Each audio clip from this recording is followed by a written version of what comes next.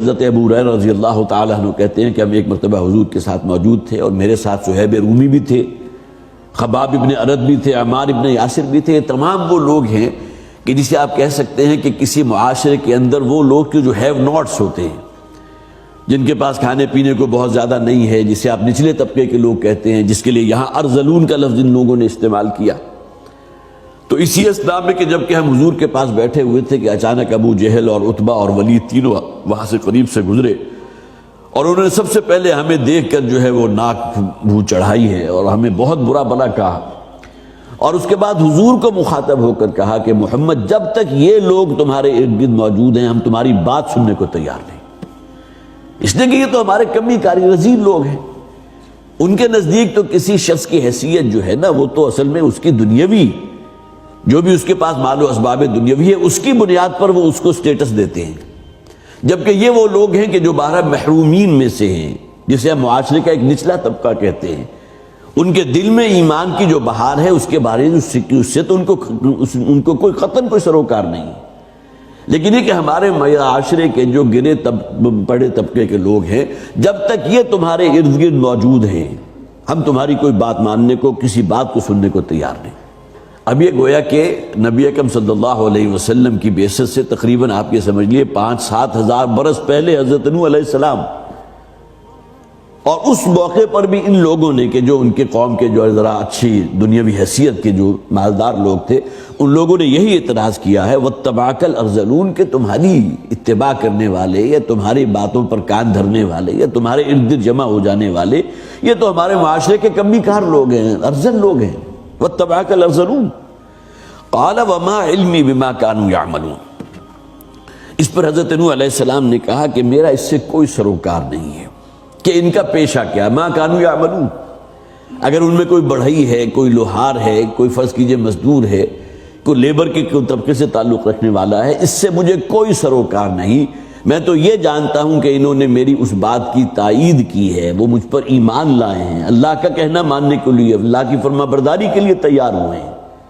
مجھے اگر کوئی سروکار ہے تو اس بنیاد پر ہے کہ ان کے اندر وہ ایمان اور تقوی موجود ہے، لہذا یہ تو میرے ارد گرد موجود رہیں گے۔ ایک اور واقعہ جو میں نے خاص طور پر نوٹ کیا تھا کہ ابو سفیان ایک موقع پر حلقل جو ہے وہ موجود تھا، اور اس تک نبی اکرم صلی اللہ علیہ وسلم کے بارے میں یہ خبریں پہنچ چکی تھی کہ اس طرح مکہ میں ایک شخص ہے کہ جس نے نبوت کا دعویٰ کیا ہے۔ اس نے معلوم کروایا کہ اس کے علاقے میں، اس کے ملک میں اگر کچھ لوگ ایسے ہیں کہ جو کہیں مکے سے آئے ہوئے تو تجارتی قافلے تو آتے جاتے رہتے تھے، تو اسے معلوم ہوا کہ ابو سفیان نامی ایک شخص ہے کہ جو ایک قافلے کو لیڈ کر رہا ہے۔ تو ہرقل نے انہیں اپنے دربار میں طلب کیا، اور پھر بڑی طویل جو ہے ان کے ساتھ گفتگو شنید ہوئی ہے۔ پہلے تو اس نے جو ہے سمجھنے کی کوشش کی محمد صلی اللہ علیہ وسلم، یہ سوال بھی کیا کہ کیا ایسا تو نہیں تھا کہ ان کے آباء و اجداد کے اندر سے کچھ لوگ ایسے ہو گزرے ہوں جنہوں نے کبھی دعویٰ کیا ہو کہ ہم جو ہے اللہ کی طرف سے بھیجے گئے ہیں۔ تو ابو سفیان نے ظاہر ہے کہ جھوٹ تو نہیں بول سکتا، اس نے کہا نہیں ایسی بات نہیں ہے کہ ان کے آباء و اجداد میں سے کوئی بادشاہ گزرا ہو، کوئی بہت بڑا جو ہے کوئی امیر کبیر شخص گزرا ہو، اور ان کی اولاد میں کوئی ایمبیشس شخص ایسا موجود ہو کہ جس کے دل کے اندر وہ شمع جو ہے وہ کہیں لو روشن ہو کہ مجھے بھی وہ مقام حاصل کرنا چاہیے۔ پھر اور بہت سے اس نے سوالات کیے حضور کے بارے میں کہ کبھی اس شخص سے تمہیں جھوٹ کا تجربہ ہوا؟ اس نے کہا نہیں، کبھی جھوٹ نہیں بولا۔ کبھی کسی امانت میں خیانت کا معاملہ، وعدہ خلافی، یہ تمام چیزیں اس شخص نے، ہرقل نے ابو سفیان سے سوال کیے۔ اس کے بعد ایک سوال یہ تھا کہ ان پر ایمان لانے والے جو لوگ ہیں ان کا تعلق کس طبقے سے ہے؟ تو اس بات کے اوپر ابو سفیان کے اندر ایک گویا کہ امید پیدا ہوئی کہ اب یہ بات ہے کہ جہاں جب میں یہ کہوں گا نا کہ ہمارے معاشرے کے بالکل رذیل لوگ اور کمی کاری لوگ جو ہیں وہ سب سے پہلے اس پر ایمان لائے تو یہ بات میری بڑی کارگر ہوگی، گویا کہ ہرقل جو ہے متاثر ہوگا، اور گویا کہ اس حوالے سے اس کے دل میں بھی ایک نفرت یا ایک بغض پیدا ہو جائے گا حضور کے بارے میں۔ لیکن جیسے ہی اس نے یہ کہا ابو سفیان نے کہ جو لوگ اس پر ایمان لائے وہ ہمارے معاشرے کے گرے پڑے طبقات سے متعلق لوگ ہیں، تو اس پر اس نے گواہی دی کہ یہی معاملہ ہوتا رہا ہے پہلے نبیوں اور رسولوں کے ساتھ میں۔ اب دیکھیں ہرقل کو بھی یہ معلوم تھا کہ پہلے نبی اور رسول جو تھے ان پر ایمان لانے والے بھی وہی لوگ ہوتے تھے شروع میں، حالانکہ یہ وہ لوگ ہیں کہ جنہیں سخت اندیشہ ہوتا تھا کہ ان کا جو آقا ہے، ان کا جو مالک ہے، جس کے یہ غلام ہے، وہ کہیں اسی جرم کی پاداش میں ان کی جان نہ لے لے، جیسا کہ معاملہ ہوا حضرت یاسر کا رضی اللہ تعالیٰ۔ ان کے ساتھ جو بہیمانہ سلوک کیا ابو جہل نے، حضرت خباب ابن ارد کا معاملہ جو ہوا کہ دیکھتے ہوئے انگاروں پر لٹا دیا گیا، یہ اندیشہ ان لوگوں کو ہوتا تھا جو معاشرے کے اچھے، جسے حیفز کہتے ہیں، اس طبقے سے جو متعلق لوگ ہوتے تھے، انہیں یہ اندیشہ نہیں ہوتا تھا۔ ان کے ساتھ بھی پرسیکیوشن ہوتی ہے، تعذیب ہوتا رہا، لیکن اس حد تک تشدد کہ کسی کی جان لے لی جائے، یہ معاملہ تو اسی کے ساتھ ہو سکتا تھا کہ جو ان کا کوئی غلام ہو یا ان کا کوئی موالی ہو یا کسی کا جو ہے اس کے بالکل زیر نگر ہو چکا ہو۔ تو وَاتَّبَعَكَ الْأَرْذَلُونَ، پہلے بھی یہ ہوتا رہا، اور جیسا کہ میں نے عرض کیا وہ روایت میں نے آپ کو سنائی جو تفسیر ابن کثیر میں موجود ہے، قَالُوا أَنُؤْمِنُ لَكَ وَاتَّبَعَكَ الْأَرْذَلُونَ، تو انہوں نے کہا کہ ہم تم پر ایمان لے آئیں جبکہ تمہارا اتباع کرنے والے تو ہمارے رذیل لوگ ہیں۔ قَالَ وَمَا عِلْمِي بِمَا كَانُوا يَعْمَلُونَ، اس پر حضرت نوح علیہ السلام نے کہا مجھے سے کوئی سروکار نہیں، میں نہیں جانتا۔ گویا کہ جاننے سے حضرت نوح کو معلوم تو تھا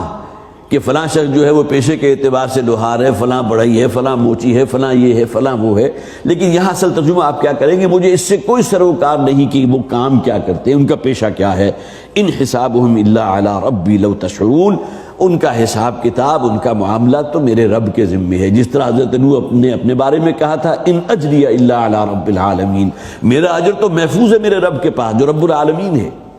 یہی معاملہ ان لوگوں کا بھی ہے جو مجھ پر ایمان لے آئے ہیں، ان حسابهم الا علی ربی، یہ ان کا حساب کتاب کا معاملہ جو میرے رب کے ذمے ہے۔ اس رب نے انہیں اس دنیا میں اتنا کچھ کیوں نہیں دیا؟ اس کا بھی تو امکان تھا نا کہ ان کو بھی اسی طرح اللہ تعالیٰ اگر نواز دیتا جس طرح تمہیں نوازا ہے تو یہ بھی آج اسی صف میں کھڑے ہوتے جس میں تم کھڑے ہوئے ہو۔ یہ تو اللہ تعالیٰ کی حکمت ہے، جو عام طور پر کہا جاتا ہے کہ کسی کو اللہ تعالیٰ جو ہے کچھ دے کر آزماتا ہے، کسی سے کچھ سلب کر کے آزماتا ہے۔ آزمائش ہے،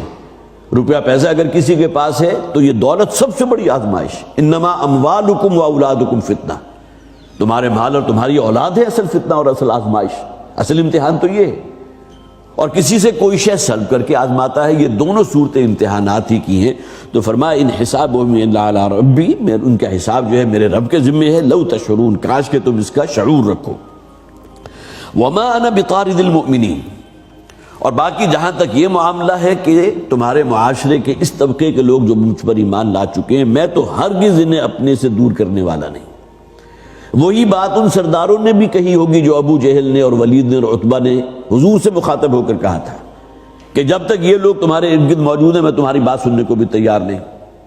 میں نے یہی بات انہوں نے کہی ہوگی نا، جس کے جواب میں حضرت نوح علیہ السلام کہہ رہے ہیں میں تو ان لوگوں کو اپنے سے دور کرنے والا نہیں ہوں۔ طا، رام اور دال یہ مادہ عربی زبان میں آتا ہے کسی کو دھتکار دینا، کسی کو اپنے سے دور کر دینا۔ باقی تمہارا یہ مطالبہ کہ جب تک تم ان کو اپنے سے دور نہیں کرو گے ہم تمہاری بات ہی نہیں سنیں گے، تو اس کے لیے میں قطعاً تیار نہیں ہوں۔ وما انا بطارد المؤمنین، میں ہرگز انہیں اپنے سے دور کرنے والا یا اپنے سے دھتکارنے والا نہیں ہوں۔ سورہ انعام کے آیت نمبر 52 جو ہے اس ضمن میں بڑی اہم آیت ہے، میں نے خاص طور پر نوٹ کی تھی، وہ بھی آپ حضرات سن لیجئے۔ سورہ انعام آیت نمبر 52، وَلَا تَطْرُدِ الَّذِينَ يَدْعُونَ رَبَّهُمْ بِالْغَدَاةِ وَالْعَشِيِّ، دیکھیں بالکل وہی بات جو اس قوم کے سرداروں نے حضرت نوح علیہ السلام سے کہا۔ نبی اکرم صلی اللہ علیہ وسلم کے بعد جب یہی مسئلہ آیا تو انہوں نے کیا کہا، وَلَا تَطْرُدِ الَّذِينَ يَدْعُونَ رَبَّهُمْ بِالْغَدَاةِ وَالْعَشِيِّ، اے نبی صلی اللہ علیہ وسلم ان لوگوں کو کہ جو اپنے رب کو پکارنے والے ہیں صبح و شام، آپ ان کو اپنے سے دور نہ کیجئے۔ وَلَا تَطْرُدِ الَّذِينَ تَدْعُونَ رَبَّهُمْ بِالْغَدَاةِ وَالْعَشِيِّ، گویا کہ اس کا کہیں کوئی امکان نہیں تھا، جس طرح حضرت نوح علیہ السلام نے وہ کہہ دیا کہ ما انا بطارد المؤمنین، میں تو ان مومنین کو اپنے سے دور کرنے والا دھتکارنے والا نہیں ہوں۔ حضور کو حکماً بھی کہہ دیا گیا، اگرچہ اس کا کوئی امکان نہیں تھا، لیکن جیسا کہ میں نے عرض کیا طبع بشری انسان کے اوپر بعض اوقات غالب آ جاتی ہے۔ ممکن ہے کہ کسی وقت کوئی وفد جو ہے قریش مکہ کا آئے حضور کے پاس اور آپ سے بات سمجھنا چاہے، آپ سے کوئی گفتگو کرنا چاہے، نیگوشیٹ کرنا چاہے، اور آپ کے پاس حلقے میں ایسے لوگ موجود ہوں تو ممکن ہے طبیعت کے اندر کسی درجے میں کوئی گرانی پیدا ہو جائے، جیسا کہ سورہ عبس وتولیٰ کے اندر وہ واقعہ پورا موجود ہے، جبکہ ایک وفد حضور کے پاس آیا تھا اور حضرت عبداللہ ابن ام مکتوم رضی اللہ تعالیٰ عنہ جو نابینا صحابی تھے، انہیں چونکہ نظر نہیں آ رہا تھا، انہوں نے بار بار حضور کو جو ہے باقاعدہ درمیان میں انٹرپٹ کیا ہے، اپنی طرف جو ہے متوجہ کرنے کی کوشش کی، تو رد عمل میں حضور کے چہرے پر بھی کچھ ناگواری کے آثار ہوئے، جو طبع بشری کے مطابق جیسا کہ میں نے عرض کیا یہ بعید از قیاس بات نہیں ہے، لیکن اللہ تعالیٰ کی طرف سے وہ پھر ٹوک دیا گیا تھا۔ عبس وتولیٰ ان جاءہ الاعمی وما یدریک لعلہ یزکیٰ، اے نبی آپ کی تیوری چڑھ گئی، آپ کے چہرے کے اوپر کوئی تغیر پیدا ہو گیا کہ آپ کے پاس ایک ایسا شخص جو اندھا تھا، حضرت عبداللہ ابن ام مکتوم رضی اللہ تعالیٰ، وہ آیا تھا اور وہ آپ سے کچھ بات کرنا چاہتا تھا، اور یہاں بین السطور میں پورا واقعہ موجود ہے، جبکہ حضور کے ارد گرد کچھ ایسے رؤساء موجود تھے جو آئے تھے حضور سے کچھ مذاکرات کرنے کے لیے۔ تو گویا کہ طبع بشری کے اعتبار سے ممکن ہے کسی وہ بھی معاملہ ارادتاً نہیں ہوتا، جسے آپ کہیے کہ ریفلیکس ایکشن میں جو ہے حضور صلی اللہ علیہ وسلم کے اوپر کوئی ناگواری کے اثرات ہوئے تو اللہ تعالیٰ کی طرف سے ٹوک دیا گیا۔ وَلَا تَطْرُدِ الَّذِينَ يَدْعُونَ رَبَّهُمْ بِالْغَدَاةِ وَالْعَشِيِّ، وہ لوگ کہ جو اپنے رب کو صبح و شام پکارتے ہیں، یہ درویش صحابہ ہیں جن کے پاس مال و دولت دنیاوی نہیں ہے، ممکن ہے کئی وقت کے فاقے پڑ رہے ہوں۔ حضرت ابو ہریرہ رضی اللہ تعالیٰ خود کہتے ہیں کہ کئی وقت کے ہمیں فاقے پڑتے تھے جس کی وجہ سے ہم پر غشی طاری ہو جاتی تھی، اور لوگ سمجھتے تھے کہ شاید انہیں کوئی مرگی کا دورہ پڑ گیا ہے اور اپنی سی تدبیریں کرتے تھے، انہیں معلوم نہیں ہوتا کہ ہم فاقے کی وجہ سے ہمارے اوپر غشی طاری ہو چکی ہے۔ ما علیک من حسابی من شیء، اور آخر فرمایا گیا فَتَطْرُدَهُمْ فَتَكُونَ مِنَ الظَّالِمِينَ، اگر کہیں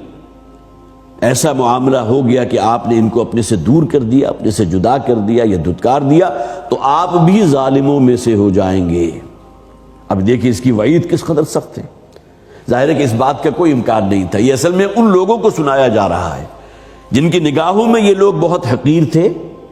لیکن اللہ تعالیٰ کی نگاہوں میں ان کی عظمت، ان کا مقام کتنا ہے۔ نبی اکرم صلی اللہ علیہ وسلم کا وہ قول میں نے پہلے بھی آپ کو سنایا، جس میں آپ نے فرمایا کہ کتنے ہی اللہ والے ایسے ہیں